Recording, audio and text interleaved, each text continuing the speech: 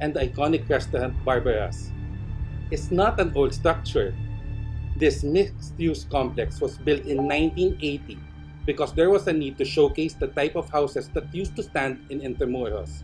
Yes, the Plaza San Luis complex is only 40 years old. Okay, now despite the fact that this is a relatively young structure, many witnesses claim to have seen ghosts here and there. Remember, old houses used to stand here. People used to live here. And while these houses and these people are long gone, the energies of its residents apparently remain.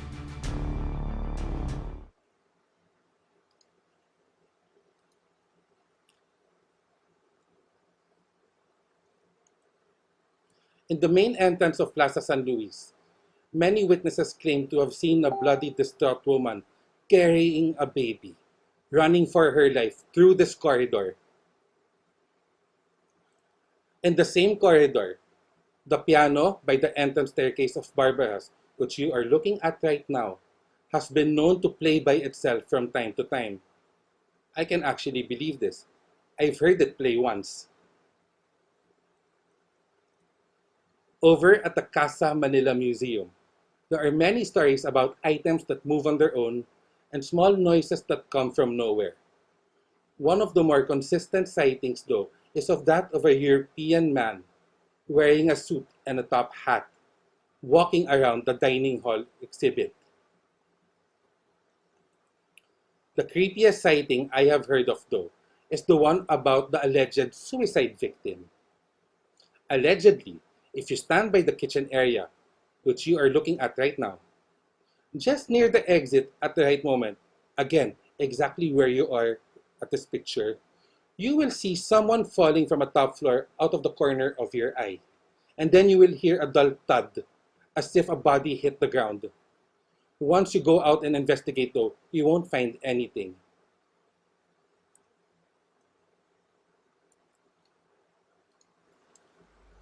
Okay, so we'll be going back to Plaza San Luis at the end of the tour. For now, let's go over to its neighbor, the San Agustin Church.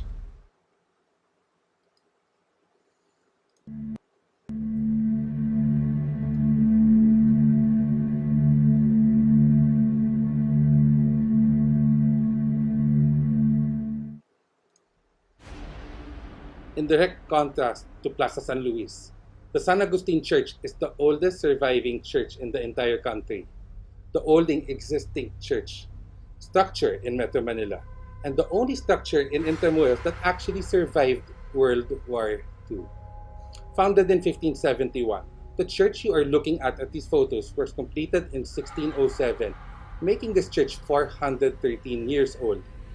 The San Agustin Church is the true silent eyewitness of Intramuros.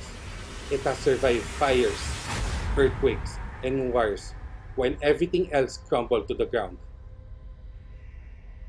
As expected, the church has its share of ghost stories. So most of the sightings are of the expected kind. Images of churchgoers going in and out of the church. Augustinian monks walking across the grounds. That sort of thing. But more likely, you may see or feel the energy of panicked citizens beating at the door of the San Agustin, begging to be let in. Could they be seeking shelter from the earthquakes that rocked Manila in days past? Could they be trying to escape the Chinese or the British who have at one point or another laid siege to the heart of Intramuros? Or could they be fleeing the Japanese during the massacres that happened during the Battle of Manila? Who knows? Really. Of the ghost stories attached to the San Agustin Church, one story truly stands out. The death of Fray Vicente Sepulveda.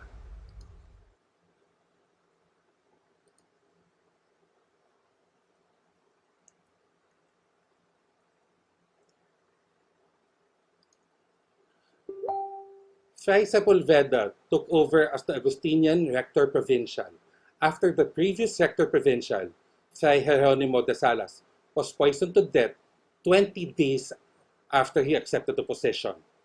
Allegedly, Fray Sepulveda survived numerous poisoning attempts before his killers strangled him with a rope and then broke his neck. An investigation into the grisly murder was launched. The corpse of the murdered priest was laid out on the antequoyo of the San Agustin Church. To quote a passage from a book, its arms was propped up such that the index finger pointed at whoever entered the room from the corridor. Investigators then felt the heart of each friar who came in to pay his respect. They managed to catch 3 of the alleged murderers, and they were subsequently executed on church grounds. One can still feel a certain heaviness on the antequoyo to this day, as if Fray Sepulveda himself was pointing his dead finger at you, blaming you for his death.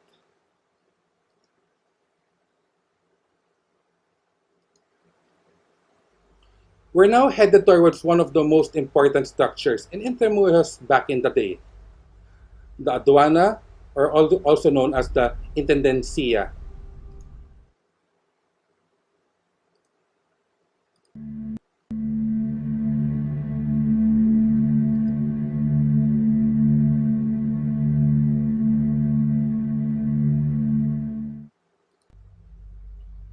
The aduana, or custom house, was first built in 1829 to help facilitate the customs services of Intramuros.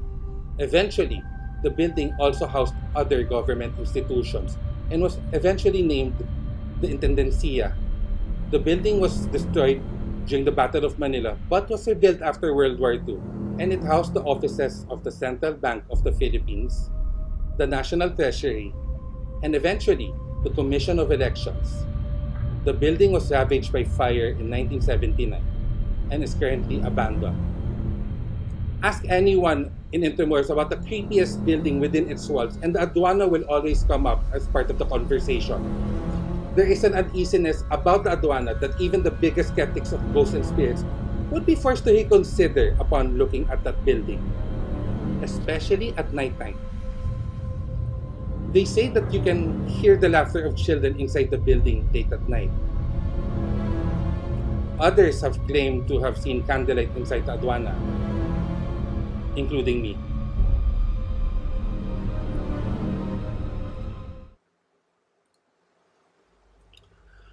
Now, why that the show is open to speculation, but the more popular theory about the aduana is that it serves as a ghost catchment, or you can imagine it like a ghost net, for those who drown and die in the Pasig River. The aduana attacks those lost in the water, and they in turn make the aduana their new home.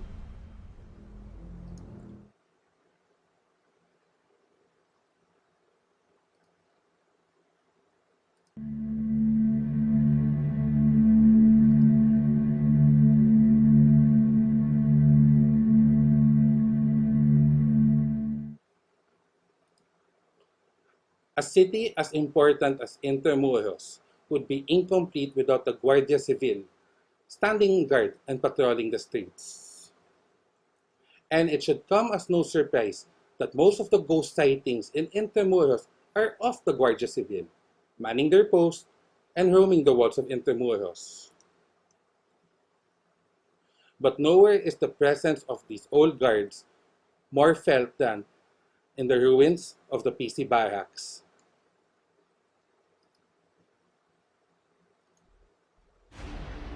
The Cuartel de Santa Lucia, more popularly known as the PC Barracks, was first built in 1781 to house the Guardia Civil. The building was then used by the Philippine Constabulary in 1901. That's where the word PC came from. And it was converted into a military school in 1905. This was the precursor to the Philippine Military Academy. This building was destroyed during the Battle of Manila and was never rebuilt. It is said that if you come to the PC barracks late at night looking for ghosts, you will probably hear the sound of soldiers marching in formation.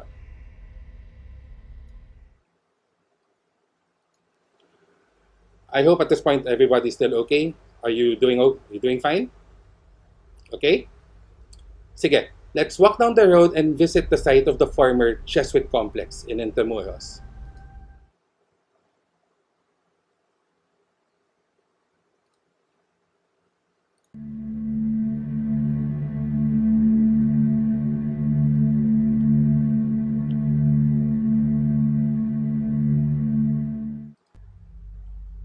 The current Museo de Intramuros stands on the land where the Jesuit monastery used to stand.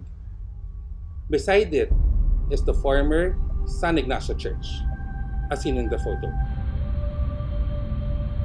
Then, across the street from the monastery, you will find the Ateneo Municipal de Manila, first founded in 1865. So according to paranormal experts, the energies emanating from this place, the energies that were generated in this area, would trace back to the Japanese occupation. There are those that claim to hear Japanese soldiers bark commands in the wind or seeing young men kneeling on the ground. An expert I know personally claims that she was personally smacked in the head around that area, as if by an unseen abusive man, as if she was one of the dozens of innocent Filipinos who were detained, imprisoned, and most likely massacred in the area.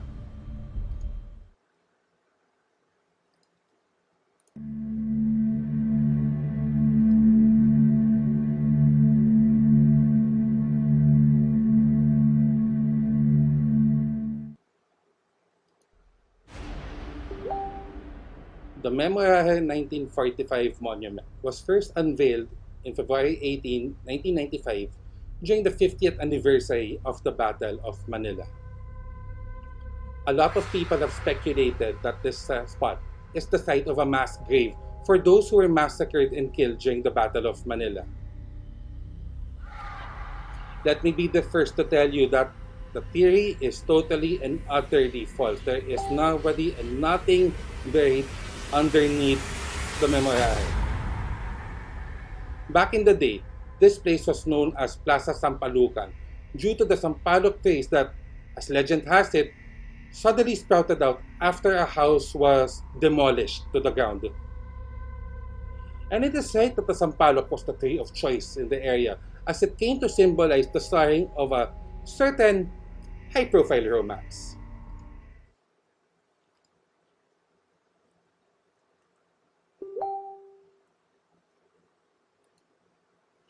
It was in this spot where Alfonso Fajardo, one of the governor generals that served in the Philippines, killed his wife, Catherine Zembreno, her lover, Juan Mesa, and an unnamed servant in a scandalous fit of passion. Long suspecting that his wife was having an affair with Mesa, Fajardo pretended to leave for Cavite, then doubled back to Intramuros to catch his wife in the act. He returned home to find that his wife indeed left her house and went over to Mesa's house. In a rage, Fajardo stormed the house, killed the servant who opened the door, and then fought and killed Mesa in a duel. Fajardo then found his wife hiding in a closet, fatally stabbed her numerous times, left her bleeding out while he stepped out of the house and looked for a priest. He then brought the priest back to the house, compelled his wife to have confession, and once confession was done with, he killed his wife. He then had his men drag all the bodies to the Augustinian Recollects Church for everybody to see.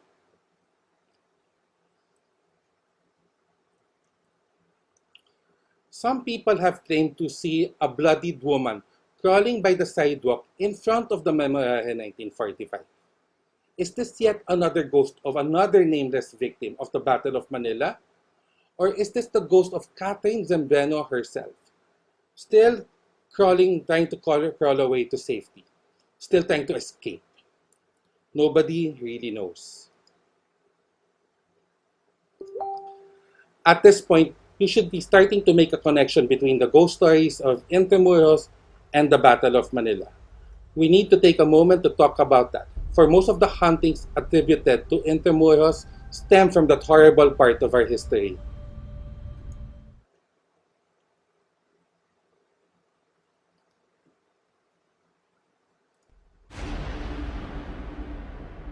The Battle of Manila was a brutal, violent battle that occurred during the last moments of World War II theater in the Pacific, from February 3, 1945 to March 3, 1945. American and Japanese forces fought each other with terrifying violence, taking the city of Manila with them. The Americans carpet bombed the city to eliminate the Japanese as quickly as possible, destroying the once named Pearl of the Orient. The Japanese, on the other hand, with their backs against the wall, took out their anger at innocent Filipino civilians, massacring them at a very alarming rate. When the battle finally ended, over 100,000 civilians' lives were lost, and the city of Manila was totally and utterly destroyed. So, where does Intramuros figure into all of this? Intramuros was where one of the more violent stages of the battle took place, wiping out the entire historical area and killing thousands and thousands of people.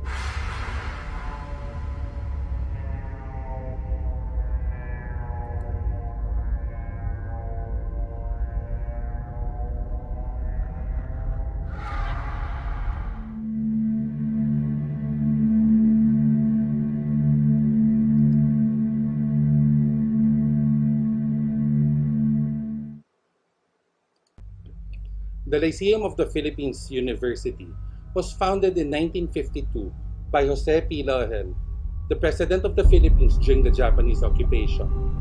While the school offers multiple courses across a lot of universities across the nation, nursing is not particularly not offered in the Manila campus.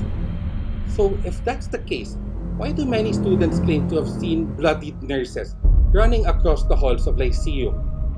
There are too many stories about this, but the common denominator that links them all is that a nurse covered with blood will often be seen running across the halls, as if to attend to the wounded or maybe escaping her fate. Again, who knows?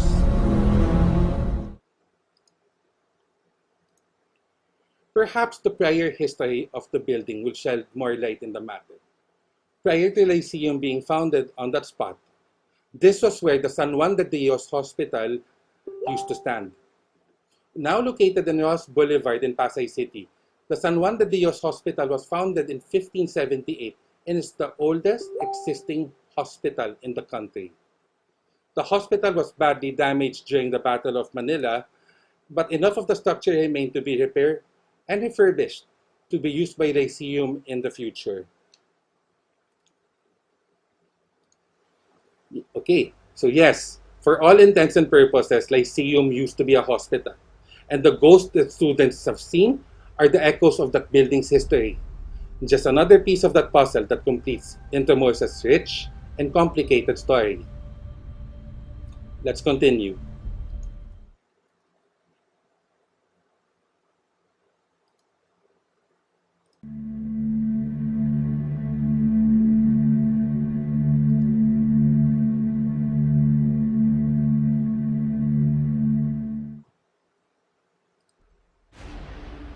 The Manila Cathedral is the bastion of Catholicism in the entire country. It is one of two mother churches in the Philippines, the home of the Episcopal See, and the center of the Archdiocese of Manila. The structure we currently call the Manila Cathedral is the eighth one to bear its name. As the first cathedral burned down, the second, third, fourth, fifth, and sixth cathedrals were destroyed by earthquakes, and the seventh cathedral was utterly destroyed during the Battle of Manila in 1945. You would think that an institution as of Intramuros that has witnessed so much death and destruction outside and inside its hallowed walls would be filled with ghosts and spirits. You would think that a bastion such as the Manila Cathedral would be rife with stories of extraordinary hauntings. You would think that. But you would be wrong. There are absolutely no ghosts, no permanent otherworldly presence, no heaviness in the air at Manila Cathedral. Absolutely nothing. That in itself is weird and, frankly speaking, very scary. Manila Cathedral has its share of brutal histories. Massacres literally happened in front of it.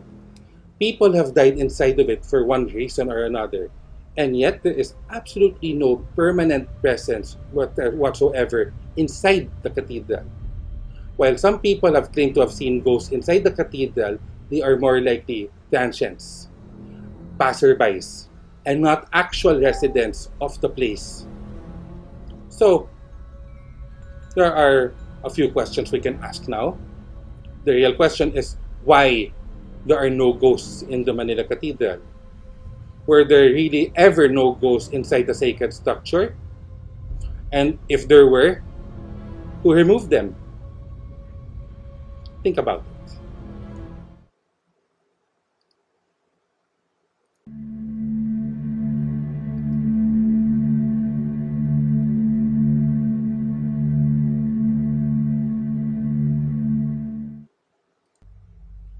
On the other hand, the Palacio de Gobernador, right beside the Manila Cathedral, is rife with negative energy, as it were. The ruins of the old Palacio de Gobernador, destroyed by an earthquake in 1863, was one of the many places where Filipino civilians were massacred by the Japanese forces during the Battle of Manila. According to eyewitness accounts and a few survivors, the Japanese constructed two spacious boxes, caves, call it what you will, fortified with concrete and massive wooden posts within the ruins of the palacio. Around 140 civilians were herded into these two caves, including some Spanish civilians. Once they were inside, the doors were locked, and the Japanese then hurled grenades inside the structures. Then they covered the openings, making sure that everybody inside the caves would die. So if you didn't die because you got hit by the grenade blast, you would have died because of suffocation. And yet, some people survived the ordeal.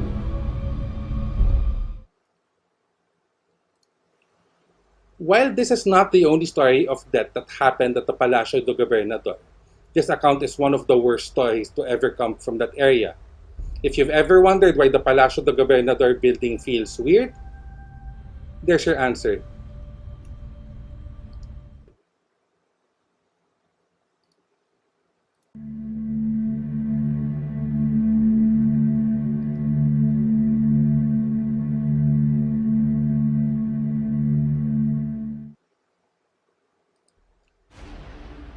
We are now at Fort Santiago, a stone fortress built by the Spanish in 1593 as part of Manila's line of defense.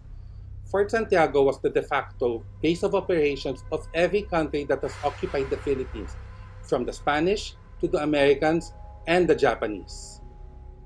Fort Santiago is best known for two landmark moments in Philippine history. It was here where Jose Rizal was incarcerated, tried, and found guilty of rebellion, sedition, and conspiracy to overthrow the Spanish government. However, we're not going to talk about that. And if anybody tells you that Jose Rizal is hunting Intramuros, they're wrong. It's the other landmark moment that we are here to talk about. One that is more likely linked to the ghost sightings in the area.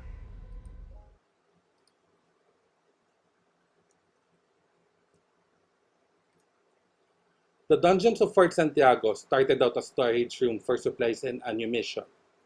However, the chambers proved ineffective for the intended purpose because it was too close to the Pasig River, and moisture and water would seep into the rooms. Instead, the chambers were converted into a holding cell. The Japanese used the dungeon to incarcerate prisoners of war. The dungeon were horribly overcrowded, with prisoners dying of heat exhaustion, or suffocation, starvation, or sickness. When American forces liberated Fort Santiago from the Japanese in 1945, they found over 600 decomposing bodies inside the dungeon, piled one on top of the other. This is an actual photo of the dungeon. Let's go back to the first one. So this is a wider shot.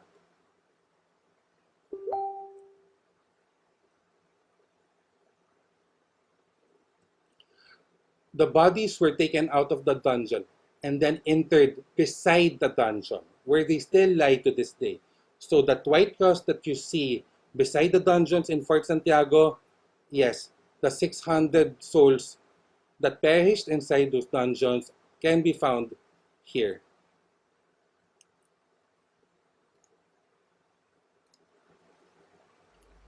So, in case you have always felt that this particular area of Fort Santiago felt weird, it felt heavy, uneasy, if something about the air in the dungeons feels cold, different, now you know.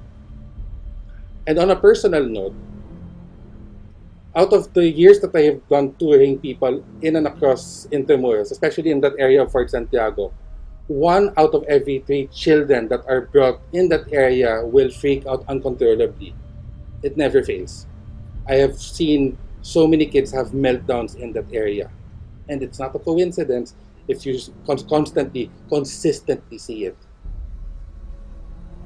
If you ask me which part of Intramuros I feel is the most haunted or scary, this would be my number one. This would definitely be my number one. Okay, before we leave Fort Santiago, I want to show you two pictures.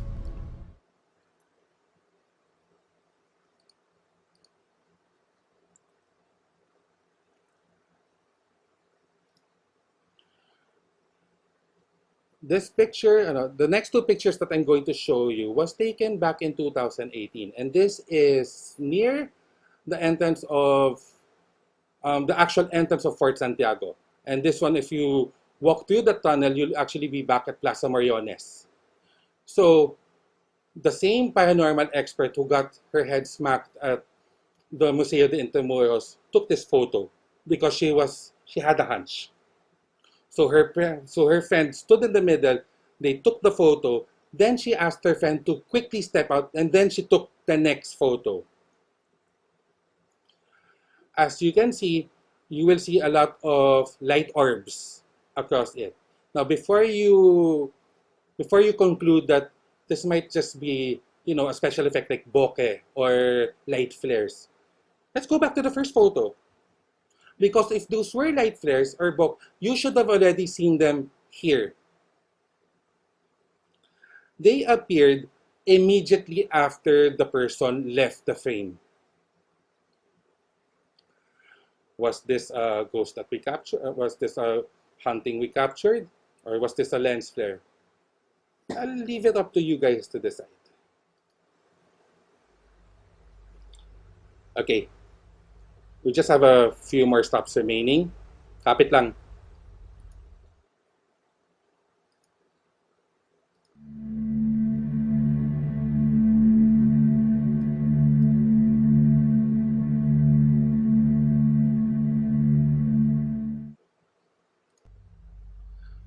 So Intramuros was a shell of its former glory after World War II ended.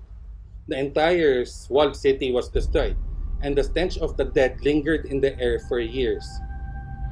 They say that all the aerial photographs taken of Manila after 1945 usually had black swarms, and they were flies attracted to the scent. Can you imagine that people wouldn't even want to step back in Intramuros? Think about it. If you were a resident of Intramuros, A, your house would have definitely been destroyed because only the San Agustin Church survived the Battle of Manila. And B, you would have most likely lost family members in horrific fashion. If they weren't bombed by the Americans, they were most likely massacred by the Japanese. So, understandably, a lot of people didn't want to move back to Intramuros, and Intramuros remained a wasteland for quite a number of years. So, in a bid to restore the walled city to a semblance of normalcy, some of the provisions that protected it as a heritage zone were lifted to entice people to go back and make the area usable and profitable again. This is why you will see office buildings, warehousing, parking lot for trucks, and other odd businesses within Intramuros to this very day. Because during that time, whatever historical significance Intramuros had didn't matter to the people. They just wanted to go back and live their lives. They wanted to forget the Japanese occupation. They wanted to forget the Battle of Manila. They just wanted to shut everything out and go back to normal. But in the mad dash to clean up the city, certain awful shortcuts were made. Shortcuts that will be discovered and unearthed over the next few decades.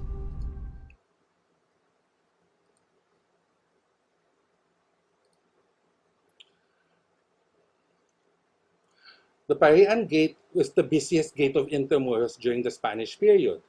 When the Americans came over, they decommissioned all the small gates of Intramuros and opened up their new ones. Parian Gate was unique because instead of just closing it, they actually surrounded the Parian Gate with a new wall, and they converted that space into a public park, as you will see here, otherwise known as the Tambayan of Latan and Lyceum. So let's fast forward to the 1960s. After the war, a major cleanup of Parian Park was undertaken in preparation for it to be unveiled as the new ASEAN Park. However, the cleanup revealed a rather grisly secret. Construction workers found numerous mass graves in and around the park. So you are looking at a Google map of the Parian Park. It's in the middle of your screens. Okay? You see the walk paths here. Okay, so you're wondering where they found the mass graves? Right there. And if any of you who were students within Intramuros at the time, and some of you are thinking, wait, isn't that where the beer gardens used to be? Yep, you're absolutely correct. They found over 70 bodies scattered across a collection of small graves in and across the Parian Park. So the question is, who were these people? Who dumped the bodies in these graves? Were these massacre victims of the Japanese who were then covered up and buried there? Or were they just nameless, unidentifiable citizens, cleaned up and covered up so that you don't have to think about them anymore? At this point, nobody can really be sure. So the bodies were exhumed and transferred, and the Parian Park rebranding continued without any more surprises. So that's why when you go to this park now, you're going to see a lot of ASEAN leaders here because it is the ASEAN Park. So at that point, they did not find any more mass graves in that area. But that wouldn't be the last mass grave that they would find inside Intramuros.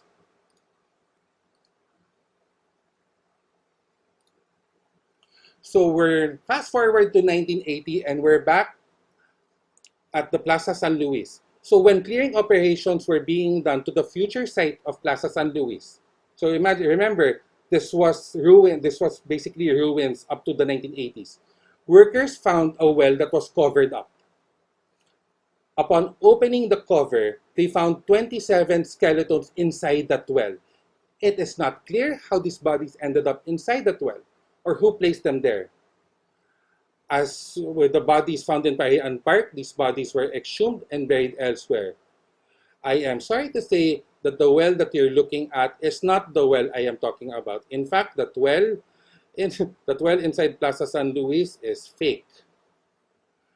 The actual well is covered up, and you could actually still find it if you know where to look. It is somewhere in the middle of Plaza San Luis. Understandably, the Intramuros administration is not using this as a main tourism draw for understandable reasons. The biggest takeaway from this particular story is that people found a mass grave 35 years after the Battle of Manila. 35 years. It kind of makes you think that what other secrets Intramuros may still be hiding from us. Maybe most of these secrets will most probably forever remain secrets. Or maybe not. Who knows? So if you were expecting to attend this tour and get a couple of more definitive ghost stories, or if you're expecting to go to Intramuros to find ghosts lurking in every corner, you might get disappointed. Despite everything that I've related tonight, Intramuros is no more haunted than most old buildings and structures in Manila. How you want to interpret that last statement I said is totally up to you. Remember, Intramuros was not the only place in Manila that got utterly destroyed. The destruction was across the board. And this is not the only spot where massacres happened at a large scale. So Think about that last statement as you will. The real horror story here is to have heard all the stories that I've related and not learned the lessons that they have to share.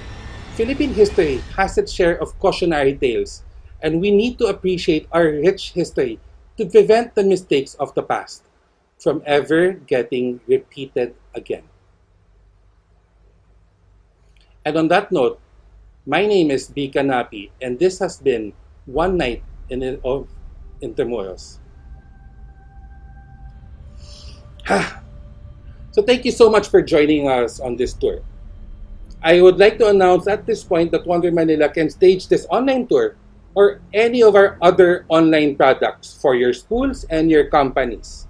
So if you're interested, if you guys are interested in bringing this experience to your students, to your workers, or maybe even to your families, just visit our Facebook and Instagram accounts, which I will put right now. Fade it. Okay, so you can visit our Facebook and Instagram accounts and leave us a message. So that's WanderManila, one word, at Facebook, and Wonder.Manila over at Instagram. We would like to thank Blender Media for producing this live stream for us. Do follow them at Facebook at Blender Media PH. For all your creative requirements, Blender Media can do it fast and they can do it well. Okay, so I'm not sure if any of you are actually asking this question, but for those who are wondering, this live video will remain uploaded on the WanderManila page until November 2. Only up to November 2. And after that, we will take this down because this is a product. So if any of your friends and family have missed this live cast and they want to catch it, they can watch the video again until November 2. As announced earlier, this is a free tour, and we're more than happy with the huge audience that we have received. I'm honestly still surprised that we've attracted so much attention, and I thank you so much for joining us. However, we are more than happy to receive tips from all of you. So if you believe that we did a good job, we have options for GCash, BPI, and PayPal. We'll bring that back in a while. And with that, once again, this has been B. Kanapi of WanderManila, and this has been One Night in Intramuros. Thank you, and good night.